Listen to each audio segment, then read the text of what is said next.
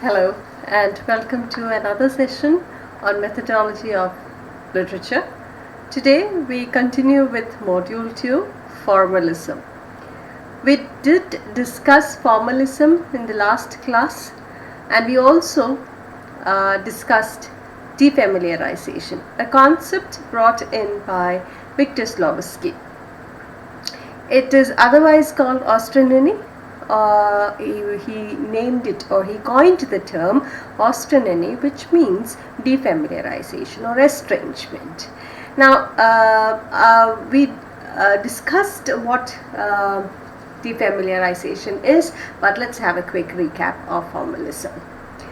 Now, Russian formalism, I want you to look at these slides carefully. Now, Russian formalism, they are associated, it's a contribution by the Russians, of course, to the literary studies, and they are associated with two schools of thought. One at Petrograd or Prague, and the other one at Moscow. So the Society for the Study of Linguistics at Moscow in 1915, and the Society for the Study of Poetic Language at St. Petersburg in 1916.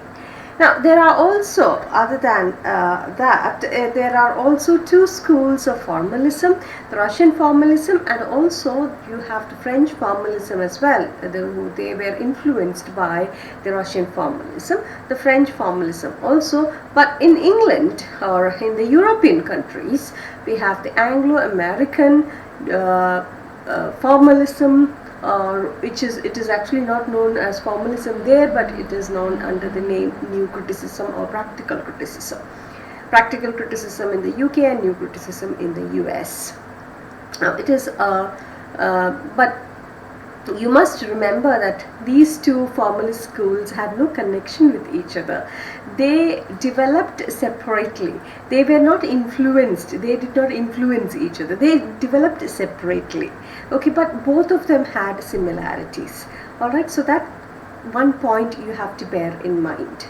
Okay, the Russian formalism and the Anglo-American formalism, or the New Criticism or the Practical Criticism, both were based on the same or similar thoughts. Okay, now what is formalism? Formalism is to do with the language. It's to do with how language is structured, how the words are structured. It's all about the form, which was figurative language to bring about literariness.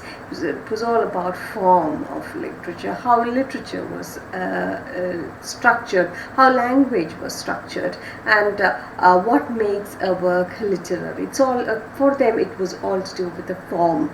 Okay, so they emphasized on the form of a text rather than its content. Now, the formalist also, they avoided discussion, or they completely eliminated any sort of discussion deemed external to the text itself. That is, they were not concerned about the socio-historical, political background of the author or any material history. So then we also discussed defamiliarization. So what is defamiliarization? Yeah, you have Victor Slowski here. This is Victor Slowski, and the concepts that he gave to us, the most important, or the two important concepts that he gave to the world, or to the two formalist thoughts coined by him, are ostronymy or defamiliarization, and stuse and fabula. Stuse is the plot, fabula is the story distinction. Now, before moving on to stuse and plot, let's again revise or have a quick look into what defamiliarization is. I did tell you that we get used to horrible things, right? And therefore we stop hearing them. And we also get used to seeing or used to beautiful things, and we stop enjoying them. We also get used to people and we stop experiencing them, right? Now, what happens is our perceptions are dulled by this habitual the experiences that we have on our daily life. It's Our perceptions are kind of dulled. Okay, like for instance, we hear a lot of the murders happening in and around our place, in our town or our state. We also hear of various rape cases, gruesome rape cases, but then we are now so accustomed to hearing it, watching it or in the FIR, or listening to it in the news or reading about it in the newspaper. We're so accustomed to it that we actually stop. Our perception of that gruesome, violent nature of the crime is deadened, right? Another example would be of COVID itself. So another example would be this COVID itself. Now, if we look at the death rates in the beginning, in the initial stages, or when we started to hear about COVID raging throughout the world, when we heard of the death rates happening, we were sensitive to it. And also when it came to India, when it affected India also, when it affected our area as well, we were sensitive to the first few deaths. But then when we hear of the death rates raging the towns and cities and states of the whole of India, the whole of the world. Now that the numbers have outnumbered, the death rates have become so alarming that we are now deadened. Or in fact, our perception to this has been deadened. We are insensitive. We are not insensitive as in the sense we are cruel hearted. I mean insensitive in the sense, even when we hear of the death rates, it has become so common now. So the deaths, we are habituated with it, and therefore our senses are kind of deadened. And this is what happens in art also. When we use the mundane language, the ordinary mundane language, literature does not get its literariness, or in fact the reader is not able to perceive it because we are using the ordinary language there. There is not much difference between the language spoken and the language written in the work.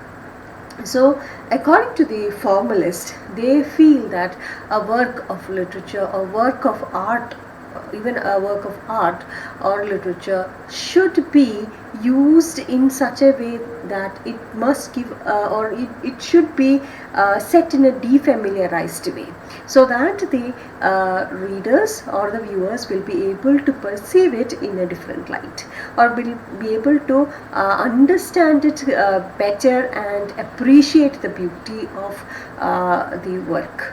Okay, so that is how literariness is literariness is measured according to the formalist. Now, this concept of defamiliarization. Now, what is defamiliarization? It is the artistic technique of presenting to the audience common things in an unfamiliar or strange way in order to enhance the perception of the familiar. Okay. So this was written in the book Art as Technique, published in 1917 by Victor Slowinski. Now this was written to make a distinction between what fabula and stuse. Now what is fabula and stuse? Now this is another idea introduced by the formalist Victor Slowinski, to be precise. And according to him, there is a distinction between story and plot. Now, plot, what is plot?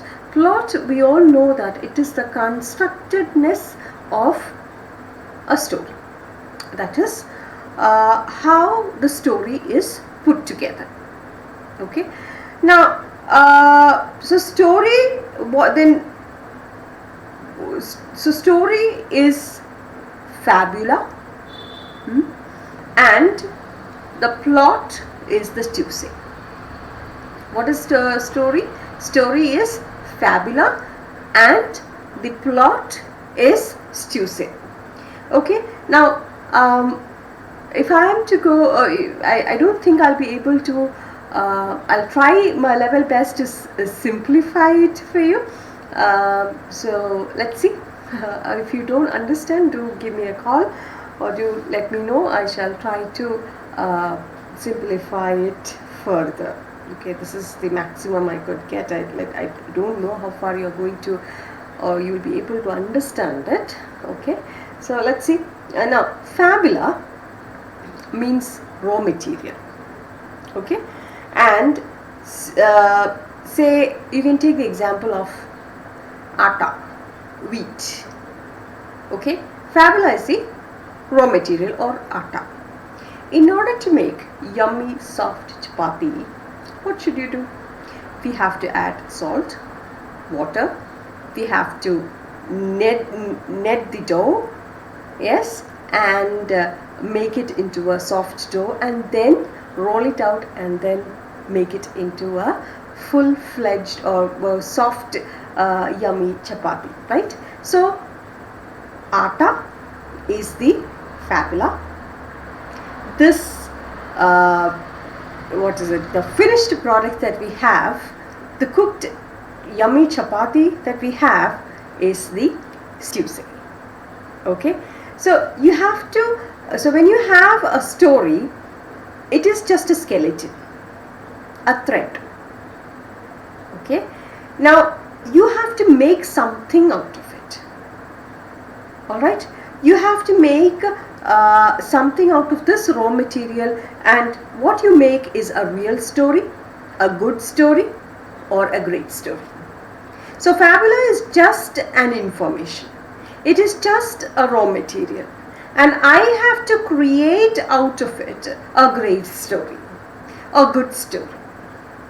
Okay, and but the problem is I do not know how to organize it, what to write in it, what to put first, what to put in the middle, what to put at the end. So plot or stew is all about the sequence of events according to the story of your desire. Fabula, on the other hand, is just the story, is just one, and it is the raw material, it is the thread of your story, the raw material of your story. You're going to build on it. And how do you build on this fabula? You use stew to build on it. You use plot. You use various sequences of plot to build the fabula. So if you are to look at the universe, another comparison would be the universe. Okay, the universe is the fabula. Okay, it's a big thing, one, and all the planets in it are stews. Okay, I don't want to confuse you. I hope you understood with the atta and chapati. Yeah, okay. Now I'll give you an example. An example of Oedipus Rex. Oedipus Rex is a myth. You all know that, and it's a story of a man named Oedipus who is cursed, who's a cursed child, and he would it is prophesied that he would in future kill his father and marry his mother, and he does that unknowingly. Okay, he is prophesied, or he's cursed, and a prophecy is that he would kill his father and marry his mother. Now all this happens, this comes true, and he does end up killing his father and marrying his own father and marrying his own mother unknowingly, and is led to damnation. So how does the story, that is the story, that is the fabula.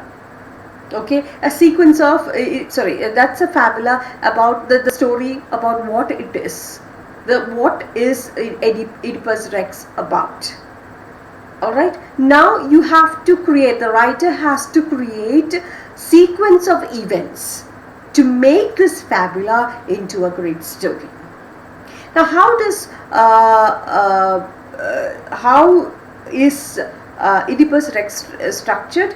Now, if you look at the Stuse, the narration or the first scene is actually from the end. Okay, it starts from the end. All right, and therefore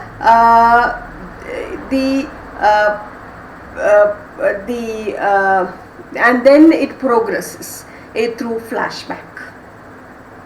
Okay, Oedipus Rex. So what is fabula? Now I want you to look at the slide. Fabula is a raw material of the story. Okay, equal to story, the skeleton, the raw material, atta. Okay, Stuse is the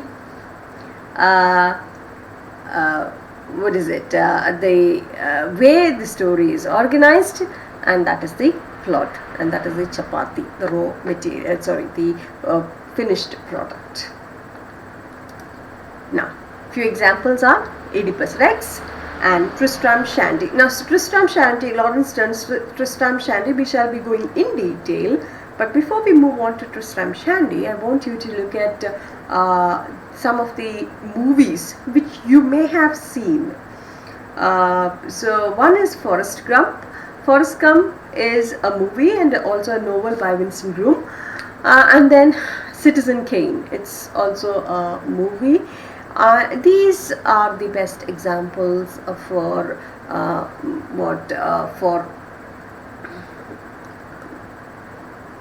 fabula and Stuse. Now, fabula is of Forrest Gump is about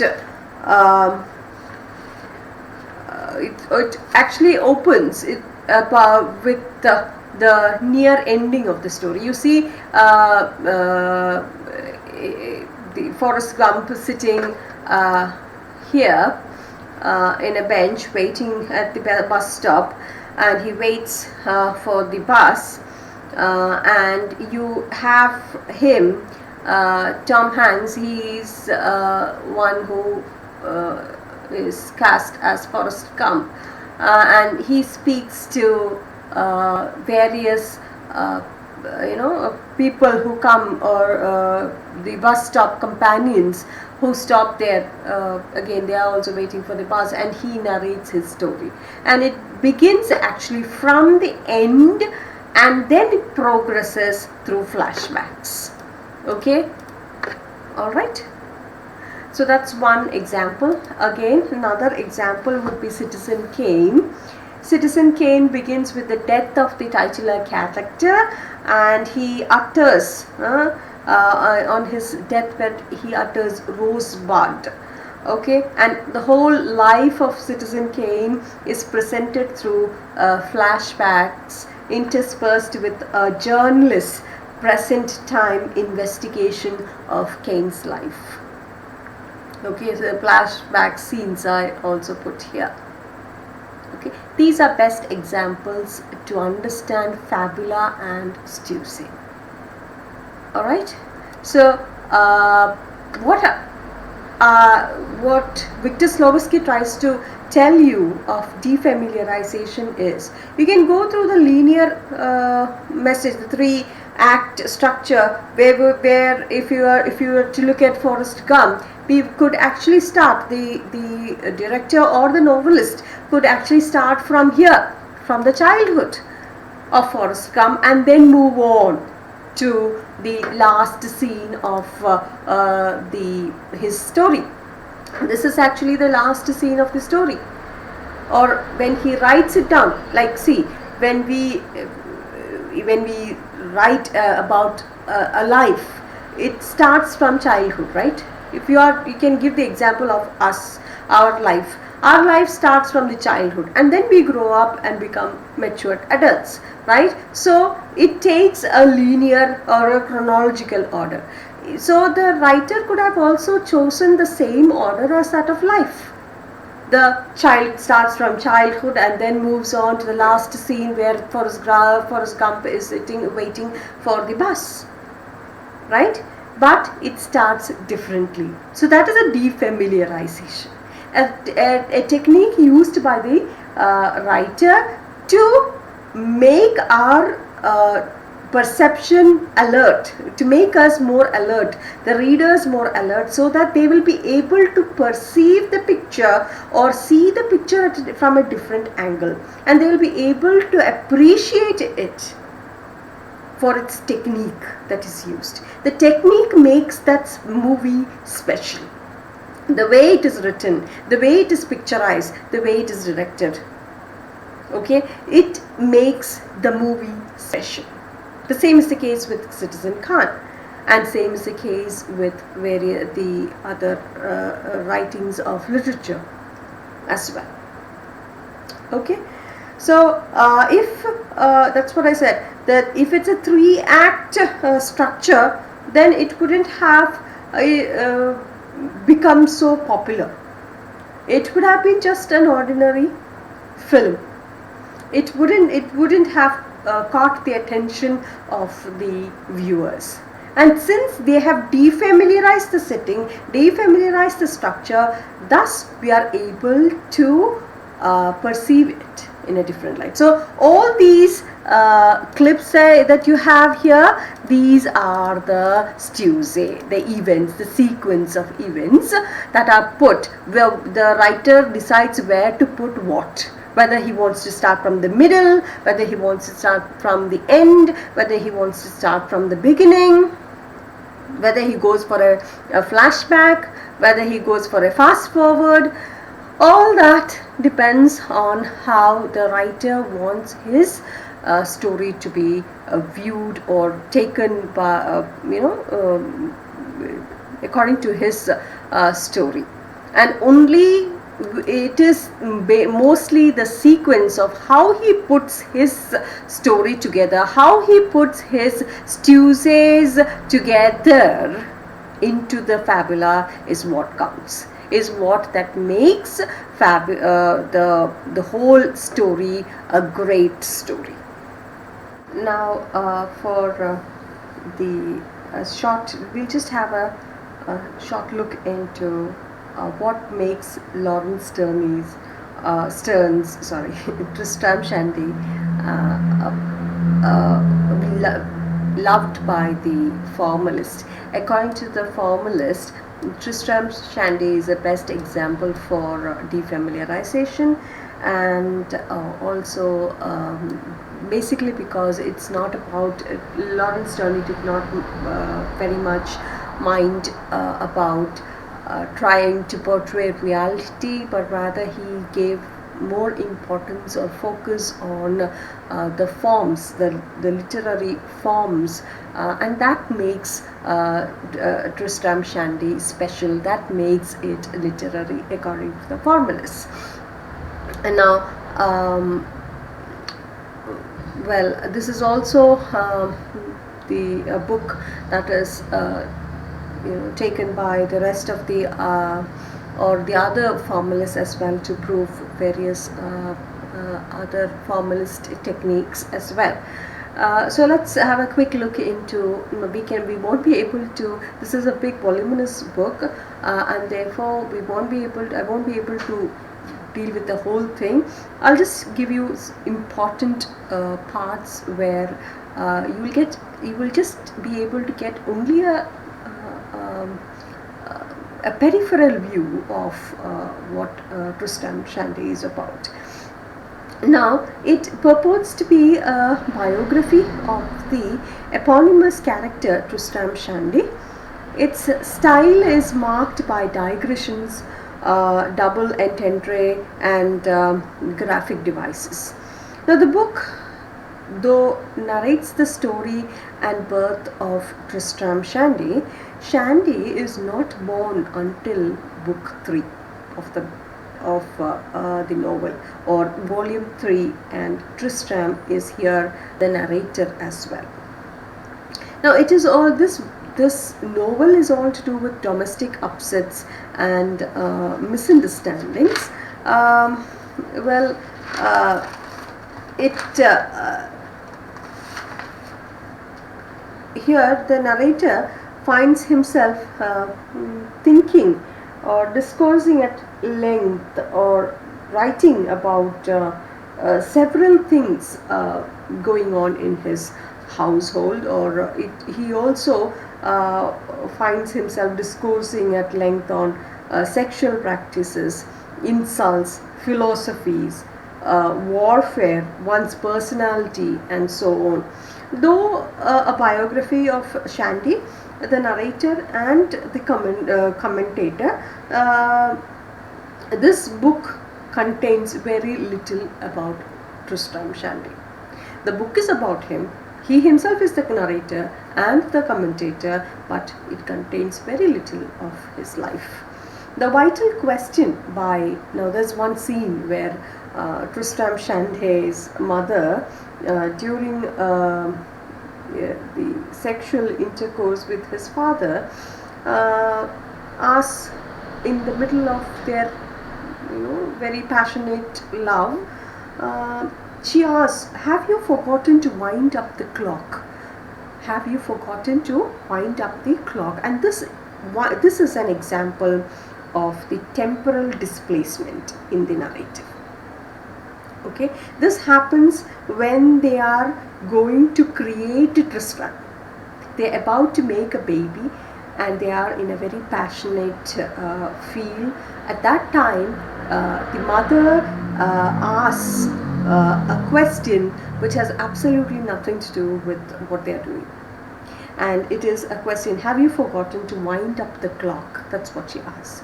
So there are other important characters also, like you have Shandy's father, his mother, Uncle Toby, Toby's servant Tim, and minor characters like the chambermaid Susanna, Dr. Slop, the parson, Yorick, and so on.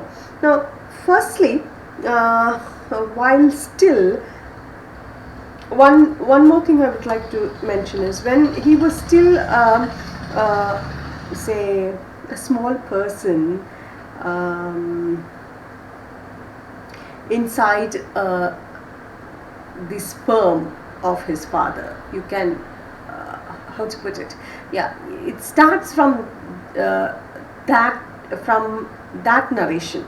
He is not born, he is still in his father, he is a part of the sperm, he is a small human being in the sperm, and Tristram's implantation within his mother's uterus gets distorted.